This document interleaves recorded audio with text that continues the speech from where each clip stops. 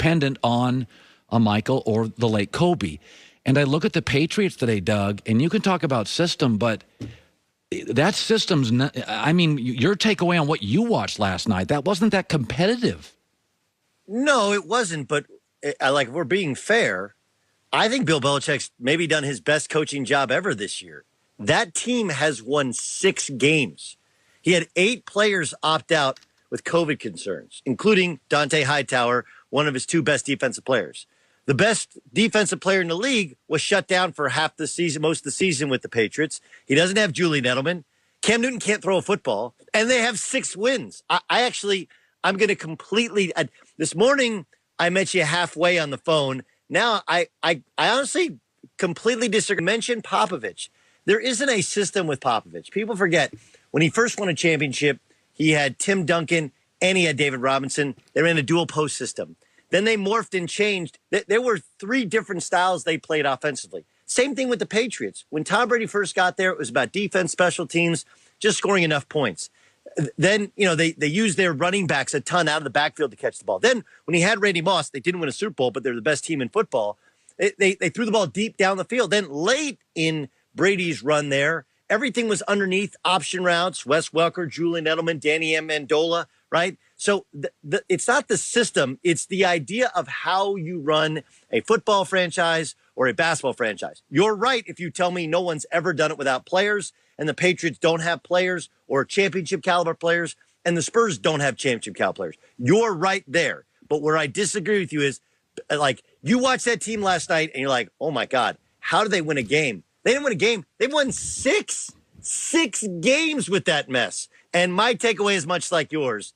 Cam Newton's washed, and it's a miracle they've won this many football games. Yeah, Cam, it's like there's a market for Teddy Bridgewater because Teddy wins. And there's a market for Garoppolo. Say what you want. When he quarterbacks the Niners, they win more. Cam ain't winning last 16 games, Carolina, New England. And it looks painful. I mean, his swing passes look, he doesn't transition his body weight. I mean, I just can't believe you go back to this, right? Would you, if you're New England? I don't know what they do. Obviously, Jarrett Stidham's been waiting for an opportunity. They don't seem to have bought into him. But you and I speak to NFL front office people, different teams, and I talked to 3 teams who everybody thought were in the market for a quarterback and were mentioned, and they all said the same thing, like, I have no interest in Cam. It has nothing to do with the hats or the persona or anything. He had shoulder surgery. It wasn't right. He had it cleaned up. It's still not right. And I don't care what you show on YouTube videos or on Instagram in the offseason. He got his body in shape. No one's ever questioned his body, even or his brain. He can't throw a football accurately. He was never accurate, and now he has some sort of shoulder issue where his throwing motion isn't right. You compound that with the fact that he's never had great fundamentals, and that seems to have slipped. And I don't know how you make Cam Newton a starter ever. His best option, if he wants to stay in the NFL, is to be a backup to a guy like Lamar Jackson, where, look, he can give you some advice. He's totally respected in the league for what he's been able to accomplish, but he can't be a starting quarterback in the National Football League if you hope to win. I think he's got great value in television more so than on a football. Oh yeah, so do I. I think he's got media written all over him. I want to segue to a couple NBA topics. First of all, I've seen Jason Tatum sign, and AD and LeBron, and I'm seeing guys sign. Some opt out, they come back. Regardless of the mechanism in which they signed, they all signed. Paul George just signed, and Giannis has a supermax, which, by the way, they're non-negotiable. Here's the money if you want it, and he's not signing. I'm trying to read the room here. It's not unlike this is not a negotiable contract. It's a lot of money. Here it is, and he's not signing. Is he leaving? What does that mean to you? Well, it's like if you talk to a friend and he's been dating a girl for a year, and you go, is she the one? You're like, I don't know. Yeah, you do. She's not the one. You just don't want to go through all the hoops of having to start again, find somebody else, right? You know when you know, and it's pretty obvious that he knows. They made a massive deal, and I thought an upgrade in getting Drew Holiday. Yeah. Drew Holiday, one of the more underrated players in the NBA. He can guard. He can play without the basketball. And the Bucks, they have a new practice facility, a new arena. Everything is set up for him. And if he's not signing, then he's telling you he's leaving. And the interesting part, though, to it is you mentioned contracts. I heard you discussing with Joy. Yeah. Here's the thing. This is where the NBA is not the real world. In any other job in the real world, even sports, okay, if your corporation, if your business, they underachieve based upon expectation, they don't hit their number, right? And you don't perform well at the most important time, and your leader gets fired. Would you ever think that you deserve the most money that anybody can get in your profession? Like, I get that it's a scarcity issue, but Paul George gives me this, well, this is where I want to be. If it's where we don't want to be and you're loyal, loyalty is actually taking less money than you could get. Loyalty is not taking the most money you could get, especially when other members of your team don't believe that you have the stuff it takes to be a champion. The reason that there's such a disconnect between reality and James Harden or Kyrie Irving calling media members, pawns, right? Yeah. That's what it is. I don't talk to pawns. The reason there's such, because they don't live in the real world. Because in the real world, Paul George doesn't get a massive raise after what he threw out there last year for the Clippers. Yeah. No, I mean, even like movie stars like a George Clooney, if you have 2 bombs, you don't get the money. like there's an accountability, even in entertainment where we all think everybody's overpaid.